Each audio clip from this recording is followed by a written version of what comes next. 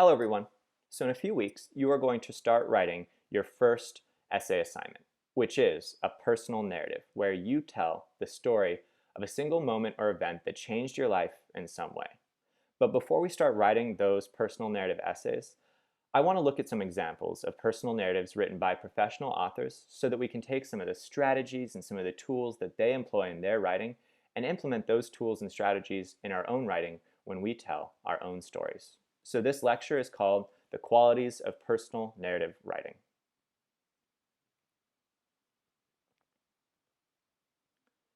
Those who tell the stories rule the world. This proverb, attributed to the Hopi Indians, is one I wish I'd known a long time ago, because I would have used it in the past when teaching my students about the craft of storytelling. So with a well-told story, we can help a person see things in entirely new ways. We can forge new relationships, and we can strengthen the relationships that we already have. We can change a law. We can inspire a movement. We can make people care fiercely about things they'd never given a passing thought.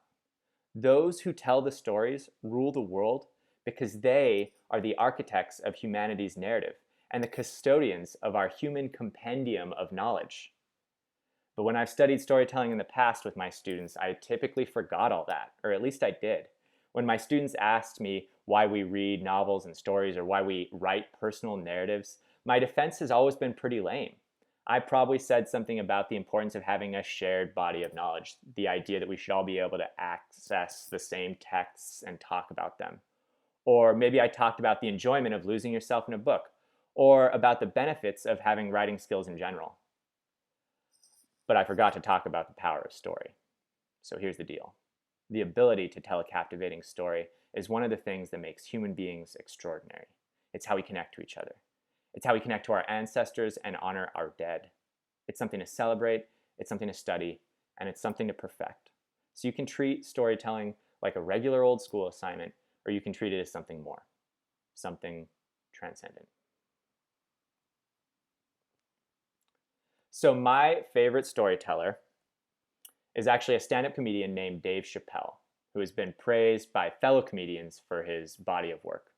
Cat Williams and Kevin Hart have both said that they consider Chappelle to be the greatest stand-up comedian of all time.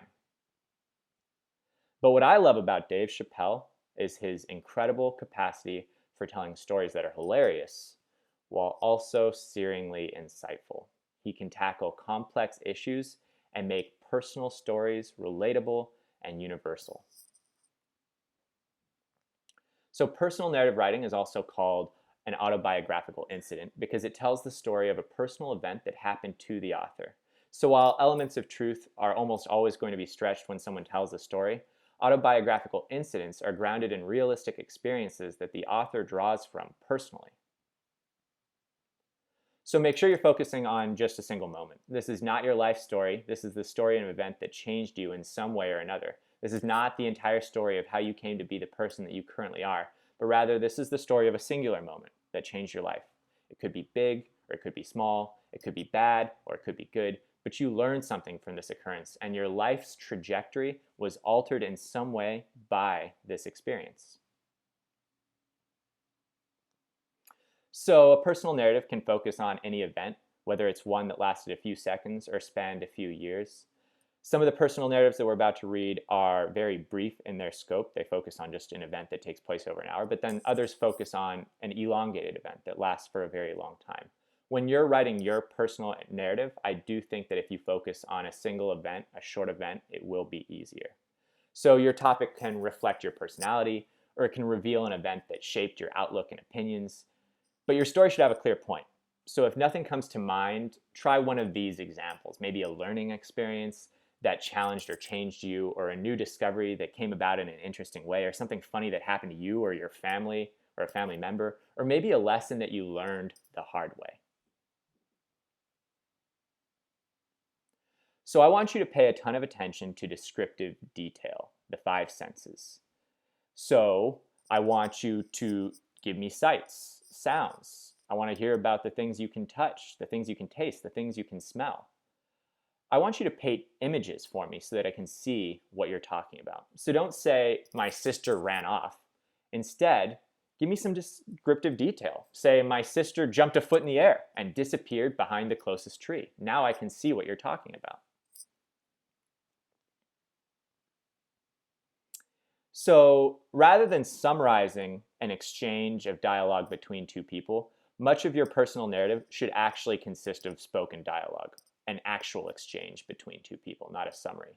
So the more dialogue in your personal narrative, the better. It's really probably the best way that you will develop your characters is through dialogue. Personal narrative writing also features first-person narration. This is your story, so you are telling it from your perspective. That means you will likely use the pronoun I, which is pretty unusual in academic writing. You definitely want to avoid using the word I in analytical writing, for instance, but this is your story, so you are telling it from the I perspective. Your personal narrative should also follow a very clear chronology or order of plot events. This is the storytelling arc that we talked about last year in my short story unit, but if you don't know about the storytelling arc, I'll go over that in more detail in the next lecture. Just know that your story is going to start with an exposition phase where you're sort of explaining the daily life of yourself or the person you're talking about, and then conflict will be introduced, and then we're going to get some rising action that leads to a climactic confrontation, and then there'll be some falling action that leads to a resolution. And I'll go over that in more detail in the next lecture. Your story should also come to a satisfying or interesting end. So do not attempt to describe an obvious lesson directly. It should come from observations and discoveries that your audience makes. So don't say, I learned not to make judgments about people based on their appearances. Let your audience discover that lesson as they read. Let them find it between the lines. So instead say something like, maybe the next time I bump into an elderly lady with a green skin and a large crooked nose, I'll meet her with a smile, even if she is clutching a warped and twisted broomstick. So if you need to pause the video to add any information to your notes, now would be a good time to do so. All the information in this lecture is on this slide. So if you have all the information in this lecture, you are done with this video, and I hope you have a lovely day.